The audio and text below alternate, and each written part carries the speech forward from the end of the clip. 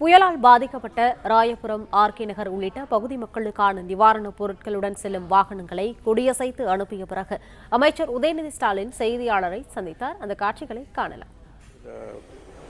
Michaung புயலால் பாதிக்கப்பட்ட அந்த வடசென்னை நாடாளுமன்ற தொகுதிக்குட்பட்ட 6 சட்டமன்ற தொகுதிகளுக்கும் நம்முடைய வடசென்னை நாடாளுமன்ற உறுப்பினர் சகோதரர் திரு கலாநிதி வீராசாமி அவர்கள் ஏற்பாட்டில் ஒரு 30,000 குடும்பங்களுக்கு தேவையான நிவாரணப் பொருட்கள், அரிசி, பருப்பு, மளிகை சாமான்கள், போர்வை, பெட்ஷீட், இப்படி 30,000 குடும்பங்களுக்கு தேவையான அந்த பொருட்களை இன்று ஒரு ஏற்பாடு செய்து அந்தந்த பகுதி செயலாளர்கிட்ட ஒப்படைச்சிருக்கிறோம்.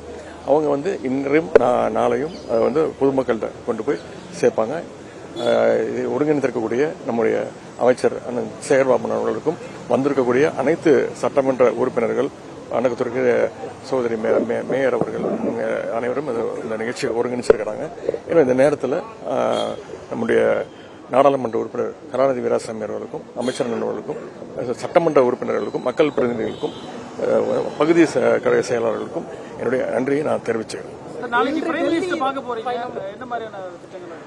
கேலோ இந்தியா தமிழ்நாட்டுக்கு முதல்ல அவங்க கொடுத்துருக்காங்க அந்த வாய்ப்பு.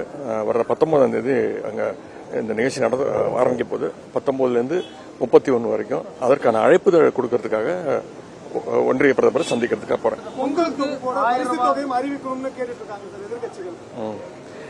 அது முதலமைச்சர் முடிவெடுப்பாருங்க.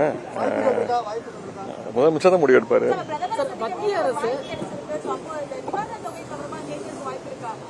நான் கேட்கணும்னு நினைக்கிறீங்களா? நீங்க கேட்கணும், நீங்க கண்டிப்பா கேட்பேன். ஆனா நான் போறது மெயின் இந்த கேலோ இந்தியாவுக்காக அந்த அழைப்புதல் கொடுக்கறதுக்கு கண்டிப்பா அதையும் நான் வலியுறுத்தி கேட்பேன்.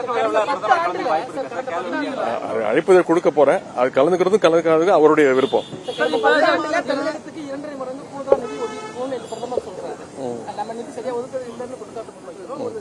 அது நிதியமைச்சர் கரெக்டா அதான் தெளிவா பதிலாம் சொல்லியாச்சு. இது ஒரு விதண்டாவாதம் பண்ண விரும்பல.